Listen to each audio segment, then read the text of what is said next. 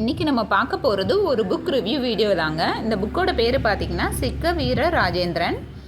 இவரோட கதைக்குள்ளே நம்ம போகிறதுக்கு முன்னாடி இந்த புக்கோட கதைக்குள்ளே போகலாம். ஆக்சுவலாக இந்த புக்கு வந்து டொனேஷன் பண்ண காலம் பார்த்திங்கன்னா 78ங்கிறப்ப இப்போ தேதியிலிருந்து உங்களுக்கு அதாவது ஒரு 45 வருஷத்துக்கு முன்னாடி டொனேட் பண்ண புக் இது. இந்த புக்கோட பேஜஸ்லாம் பாருங்களேன் எவ்வளோ பழசாக இருக்குதுன்னு சொல்லிட்டு. ஆக்சுவலாக இது ஒரு ஹிஸ்டாரிக்கல் நாவல் தான். இது வந்து 90% இந்த கதை வந்து 90% உண்மையான கதை. ஒரு 10% வேணுமா புனைவு இருக்கலாம்.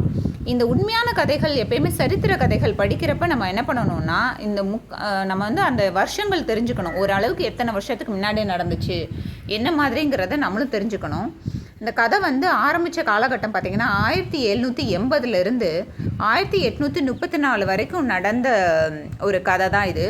இது எப்படின்னா நம்ம வந்து பிரிட்டிஷ் ஆட்சி வந்து நம்ம தமிழகத்தில் அவங்க கொஞ்சம் கொஞ்சமாக ஊடுருவி நம்ம இந்தியா முழுவதுமே அவங்க ஆக்கிரமிப்பு செஞ்ச அந்த காலகட்டம் தான். அவங்க எப்படி அவங்களுக்கு அதாவது அவங்கள எதிர்த்தவங்களை அவங்க எப்படி ஹேண்டில் பண்ணாங்க, அவங்கள வந்து நம்பினவங்களுக்கு என்ன மாதிரி அப்படி பேசி அவங்கள வந்து கன்வின்ஸ் பண்ணி அவங்க இடத்த கைப்பற்றினாங்கங்கிறது தான் இந்த கதையில் ரொம்பவே அழகாக சொல்லியிருக்காங்க. இந்த கதை பார்த்திங்கன்னா குடகு மலையை ஆண்ட அரசர்களை பற்றின கதை தான். குடகு மலைங்கிறது அதோட சுற்றி என்னென்ன இருந்துச்சுன்னு பார்த்திங்கன்னா ஒரு பக்கம் மைசூர், ஒரு பக்கம் கேரளா, இன்னொரு பக்கம் மங்களூர். இது 3 ஏரியாலையும் சூழப்பட்ட நாடு தான் குடகு நாடு.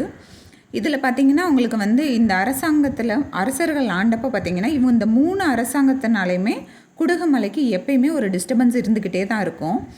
அவங்க வந்து எப்போ பார்த்தாலும் ஏன்னா குடகுமலை வந்து வளம் சார்ந்த இடங்கிறப்பே ராஜா காலத்தில் எல்லாருமே என்ன நினைப்பாங்க, நம்ம வந்து இந்த இடத்த ஆக்குப்பை பண்ணி வச்சுக்கணும், நம்ம கைப்பற்றி வச்சுக்கணுங்கிறது நினைக்கிறது சகஜமான விஷயந்தான். இது அப்படிப்பட்ட ஒரு சூழ்நிலையில் வாழ்ந்த அரசர்களை பற்றின ஒரு கதை தான் இந்த கதை. பார்த்திங்கன்னா தொட்ட வீர ராஜேந்திரன் காலத்திலிருந்து ஸ்டார்ட் ஆகுது. அவர் என்ன பண்ணுறாருன்னா அவருக்கு வந்து 3 குழந்தைகள். ஒருத்தவங்க வந்து தேவம்மாஜி பெண் குழந்தை, அடுத்து 2 ஆண் குழந்தைகள் அப்பாஜி, லிங்கராஜன் 2 பேர் இருக்காங்க. அவர் காலத்தில் என்ன நினைக்கிறாரு, தனக்கு அப்புறம் தன்னோட பொண்ணு தான் ஆட்சிக்கு வரணும்னு நினைக்கிறாரு. அதாவது தேவம்மாஜிக்கு ஆட்சியை கொடுத்துருங்கன்னு சொல்லிட்டு அவங்க பசங்க அப்பாஜிக்கிட்டேயும் லிங்கராஜன்கிட்டேயும் ஒரு சத்தியம் வாங்கிக்கிறாரு. நீங்கள் வந்து 2 பேர் முதல் மந்திரியாக இருந்து அந்த பொண்ணுக்கு ஹெல்ப் பண்ணுங்க அப்படின்னு சொல்லி அவர் சத்தியம் வாங்கிக்கிறாரு. ஆனால் அவர் சத்தியம் வாங்கின சில நாள்லேயே அவரும் இறந்துடுறாரு. ஆனால் அப்போயே லிங்கராஜன் என்ன சொல்லிட்டா அப்படி இந்த சத்தியத்தை நான் கண்டிப்பாக கடைப்பிடிக்க மாட்டேங்கிற விஷயத்த அப்பாஜிகிட்ட சொல்லிடுறாரு. அதே மாதிரி அவர் தொட்ட வீரர் ராஜேந்திரன் இறந்ததுக்கப்புறம் அவர் என்ன பண்ணுறாருன்னா அந்த அரசை இவர் டேக் ஓவர் பண்ணிக்கிறார். தேவம்மாஜியை அவர் இது பண்ணிட்டு இவர் லிங்கராஜன் வந்து அந்த அரசை எடுத்துக்கிறாரு. அவரே ராஜாவாகி அவரோட ஆட்சி காலத்தை ஆரம்பிக்கிறாரு. அவர் வந்து தொடர்ச்சியாக 9 வருஷம் அவரோட ஆட்சி காலத்தை அவர் நடத்திட்டு இருந்தார். 9 வருஷம் கழித்து அவர் இறந்ததுக்கப்புறம் அவரோட பையனான சிக்க வீர ராஜேந்திரன்கிறவர் தன்னோட 20வது வயசுலேயே அவர் ஆட்சி பொறுப்புக்கு வந்துடுறாரு. அவரோட ஆட்சி காலத்தில் குடகுமலை என்னென்ன மாதிரி சூழ்நிலையை ஃபேஸ் பண்ணிச்சுங்கிற கதை தான் இது.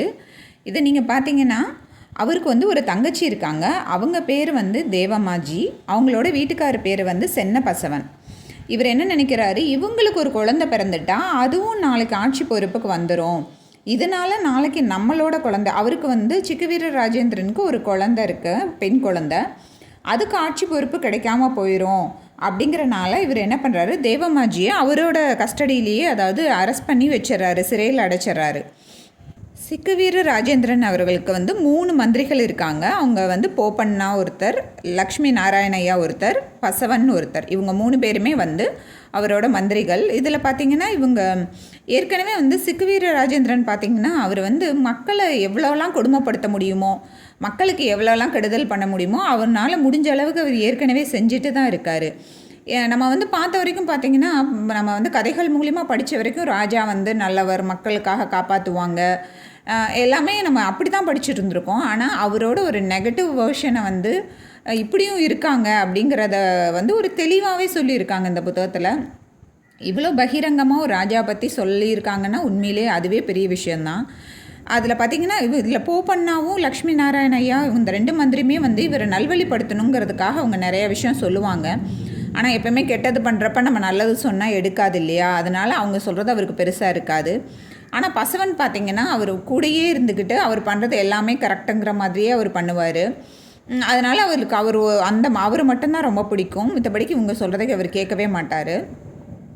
இந்த மாதிரி சூழ்நிலையில் ராணி அதை எப்படி கையாண்டாங்கங்கிறதையும் நல்லா சொல்லியிருப்பாங்க.